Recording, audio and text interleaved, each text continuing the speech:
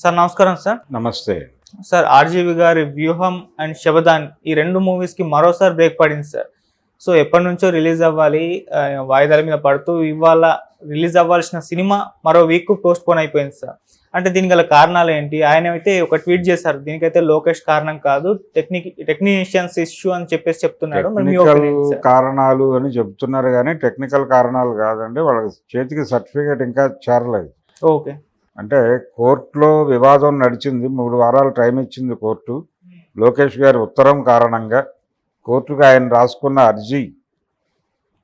అర్జీ వలన కోర్టు వీళ్ళని పిలిచి గతంలో ఒకసారి సినిమా విడుదల వాయిదా పట్టడం జరిగింది.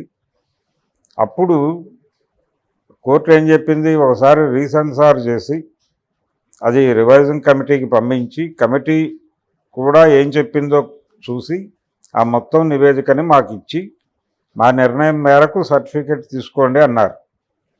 ఈ ప్రాసెస్ అంతా నడిచింది, అయిపోయిన తర్వాత బాంబే నుంచి బాంబేలో సెన్సార్, బాంబే నుంచి సెన్సార్ అధికారి ఒకరు వచ్చి ఈ మొత్తం వ్యవహారాన్ని పరిశీలించి కోర్టు ఇచ్చినటువంటి డెసిషన్ కూడా పరిగణనలో తీసుకుని ఓకే అని చెప్పాడు వీళ్ళకి. ఓకే, నేను వెళ్ళిపోయి మెయిల్లో పంపించేస్తాను మీకు సర్టిఫికెట్ అని చెప్పాడు. ఆయన వెళ్ళిపోయాడు. అక్కడి నుంచి ఆయనకి ఏమైంది అనేది తెలియదు కానీ ఫైనల్గా ఆయన మెయిల్ చేయలేదు వీళ్ళకి. సో అలా ఆగింది, అది డేట్ హోల్డ్ అయింది. ఏం చేసినా 9వ తారీఖు లోపు రిలీజ్ అవ్వాలి సినిమా. మార్చి 9 లోపు 2 సినిమాలు రిలీజ్ చేశారు. అవును, రిలీజ్ చేయకపోతే 12వ తారీఖు కోడ్ వచ్చే అవకాశం ఉంది. 9వ తారీఖు అని కూడా కొంతమంది అంటున్నారు. 9 నుంచి 12 లోపు కోడ్ అమలులోకి వచ్చే అవకాశాలు పుష్కలంగా ఉన్నాయి. ఒకవేళ ఏదైనా జరగరానిది జరిగి కేంద్ర ప్రభుత్వం తీవ్రంగా మనసు మార్చుకుంటే ముందుకు నడవచ్చేమో తప్ప ఇప్పటికి ఉన్నటువంటి సన్నివేశం ప్రకారం 9 అని వీళ్ళు అంటున్నారు. 12 అనేది ఒక ఐఏఎస్ ఆఫీసర్ గారు ఈ మధ్యకాలంలో అనుకోకుండా టంగ్ స్లిప్ అయి మాట్లాడేశాడు. ఆయన చెప్పాలని చెప్పలేదు, మామూలుగా అనేసాడు. మేబీ 12 అనే మాట అనేసాడు ఆయన. 12 అనేది ఒక మాట, 9 అనేది ఒక మాట, 4 రోజులు తేడా.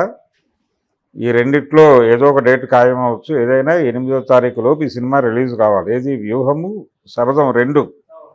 కాబట్టి డే గ్యాప్లో 2 సినిమాలు రిలీజ్ చేస్తారు. అంటే ఇప్పుడు ఈ రోజు కనుక వీళ్ళు బాంబే వెళ్ళి అక్కడ కూర్చుని పర్సూ చేస్తే 1 or 2 డేస్లో సర్టిఫికేట్ తెచ్చేసుకుంటే 1వ తారీఖు 2వ తారీఖులో కంఫర్టబుల్గా 2 సినిమాలు ఒక 1 డే గ్యాప్లో 2 సినిమాలు రిలీజ్ చేసేస్తే అయిపోతుంది. అక్కడ జనం చూస్తారా లేకపోతే ఈ సినిమాల ప్రభావంతో ఓటేస్తారా అనే విషయం పక్కన పెట్టేస్తే ముందు మార్కెట్లోకి వచ్చేస్తాయి సినిమాలు. ఒకవేళ రాకపోతే ఏం జరుగుతుంది? ఒకవేళ సర్టిఫికెట్ ఆయన వేరే ఇంటెన్షన్తో, అంటే వీళ్ళకి చెప్పడం అయితే ఆ రోజు సానుకూలంగా మాట్లాడాడు ఆయన వీళ్ళతో, ఏది ప్రొడ్యూసర్తోనూ డైరెక్టర్తోనూ, దాసరి కిరణ్ కుమార్తోనూ అలాగే ఆర్జీవీతో కూడా సానుకూలంగా మాట్లాడాడు. వెళ్ళి మెయిల్ చేస్తానని కార్డియల్గానే పని అయిపోయింది. వీళ్ళ హోప్తో డేట్లు అనౌన్స్ చేసేసుకున్నారు. తీరా రాకపోవడంతో ఇప్పుడు అనుమానాలు మొదలైనాయి, ఎవరు ఆపుంటారు అని. కోర్టు గొడవ కాదు ఇది, కోర్టు మెట్లు ఎక్కక తప్పలేదు అనేది ఒక ఫేజ్ జరిగిపోయింది. ఇప్పుడు కోర్టు కాదు, సెన్సార్ దగ్గరే ఇరుక్కుని ఉంది. సో సెన్సార్ నుంచి క్లారిటీ తెచ్చుకోవాలి, సర్టిఫికేట్ తెచ్చుకుంటే ఫస్ట్ వీక్లో రిలీజ్ చేయాలి. కాబట్టి 5వ తారీఖు లోపు రిలీజ్ అయిపోతాయని అయితే ఆశిద్దాం. ఆ సినిమాకు సంబంధించి ప్రీమియర్స్ పడిపోయినాయి, ఆల్రెడీ రివ్యూస్ వేసేశారు. అది యూనిట్లకి ప్రివ్యూలు వేశారు, పొలిటీషియన్స్కి ప్రివ్యూ వేశారు, జర్నలిస్టులకి ప్రివ్యూ వేశారు. ఆల్రెడీ చాలామంది చూశారు కాబట్టి ఈ సినిమాకు సంబంధించిన అభిప్రాయాల సంఘర్షణ కూడా మొదలైంది బయట సోషల్ మీడియా ప్లాట్ఫామ్స్ మీద. చూసిన వాళ్ళు ఒకలాగా, అంటే ఒక్కొక్కళ్ళు ఒకలాగా రియాక్ట్ అవుతున్నారు వారి పద్ధతుల్లో. పాజిటివ్ ఆర్ నెగిటివ్ 2 నడుస్తున్నాయి, దాని మీద ఒక చర్చ నడుస్తోంది. కాబట్టి సినిమా రిలీజ్ అనేది ఒకవేళ ఇన్ కేస్ ఏ కారణం చేతైనా కూడడ్డొచ్చి రిలీజ్ కాకపోతే దాన్ని సోషల్ మీడియా ప్లాట్ఫామ్స్ మీద ముక్కలు కొట్టి వడ్డిస్తారు, దాన్ని ఎన్నికల ప్రచారం కోసం వాడతారు. ఎన్నికల ప్రచారం అనేది ప్రస్తుతం సోషల్ మీడియా కేంద్రంగానే జరుగుతోంది. సోషల్ మీడియా కేంద్రంగా జరిగేటువంటి ఈ ప్రయోగంలో ఒక సినిమాలో సన్నివేశాలు అవన్నీ కాంటెంపరీ ఇప్పుడు జరుగుతున్నటువంటి కథలో భాగంగానే తీశారు వాళ్ళు. ఇప్పుడు ఏదైతే ఏపీ రాజకీయాల్లో జరుగుతున్న సన్నివేశం ఉందో ఈ మొత్తం సన్నివేశాన్ని రికార్డు చేసి శబ్దంలో చెప్పానని చెప్పి వర్మ ఒక ఇంటర్వ్యూలో చెప్పాడు.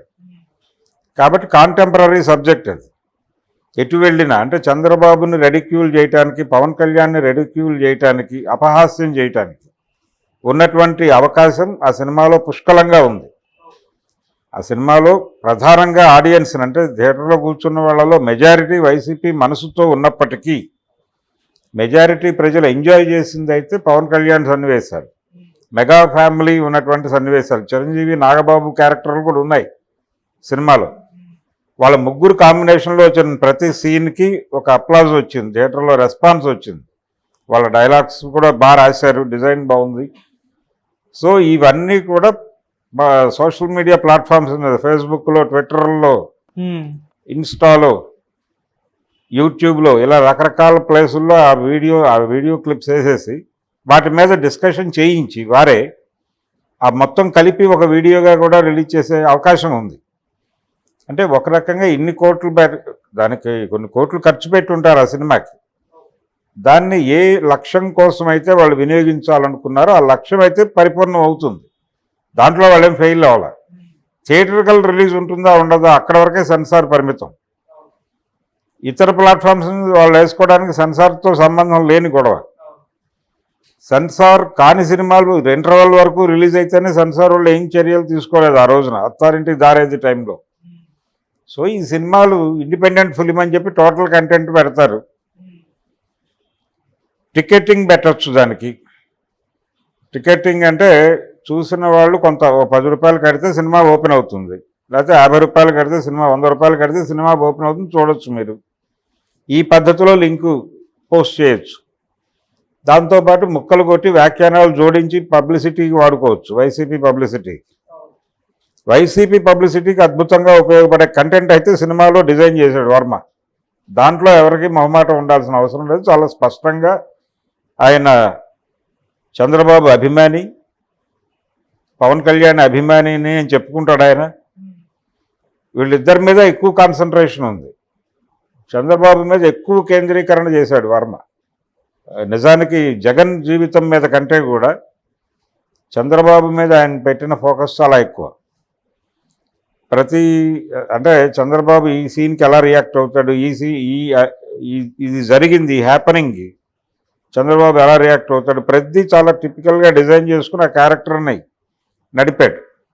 కంపారిటివ్గా రాజధాని ఫైల్స్ సినిమాలో జగన్మోహన్ రెడ్డిని క్రూడ్ అండ్ క్రూయల్ విలన్గా చూపించారు. ఆ ధోరణి లేదు ఇందులో.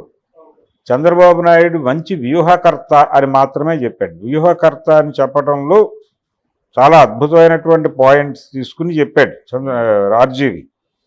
నాకు ఎక్కడో ఆయన జగన్మోహన్ రెడ్డిని మోస్తున్నాడు కానీ ఆయన మనసులో ఎక్కడో చంద్రబాబు నాయుడు ఉన్నాడు అనేది నా డౌట్. ఓకే, వర్మ మనసులో. అందుకని చంద్రబాబుని రెడిక్యూల్ చేయాలి. రెడిక్యూల్ చేసే పద్ధతిలో కొన్ని సన్నివేశాలు నడక ఉంటుంది కానీ కంటెంట్ పరంగా ఆయన రెడిక్యూల్ చేయాలి. రెడిక్యూల్ చేయకుండా ఒక అద్భుతమైన విజనరీ, అద్భుతమైనటువంటి వ్యూహకర్త, ఒక మనిషిని నాశనం చేయడానికి ఏ తరహా పద్ధతిలో వెళ్ళాలి అనే వ్యూహానికి సంబంధించి ఆయన దగ్గర ఉన్నటువంటి ఆలోచనలు ఇంకెవరి దగ్గర లేవు.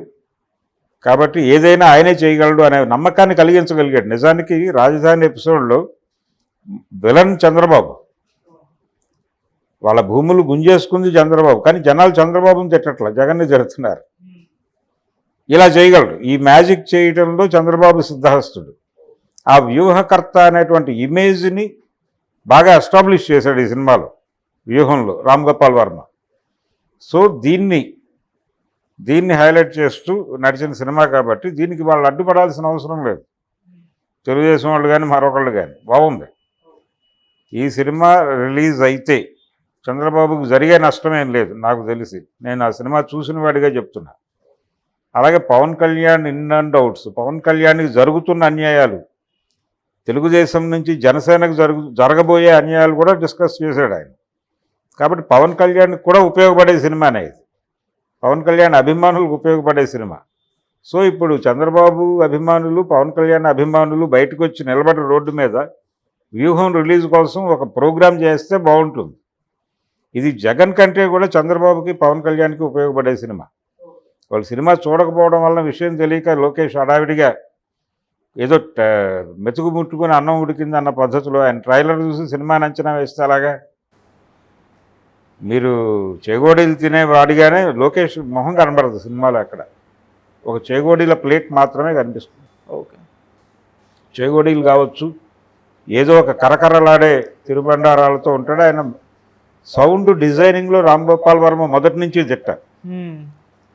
సినిమాకి సౌండ్ అనేది చాలా ఒక ఎమోషన్ క్రియేట్ చేస్తుంది. థియేటర్ని ఎమోషనలైజ్ చేయటంలో నటన, కెమెరా వీటన్నిటికంటే కూడా సౌండ్ ఇంపాక్ట్ చాలా ఉంటుందని కనిపెట్టి దాని మీద ఎక్కువ శ్రద్ధ పెట్టి ఆ రోజున ఆయన శివ సినిమాకి చేసినటువంటి సౌండ్ డిజైనింగ్ చాలా ప్లస్ అయింది.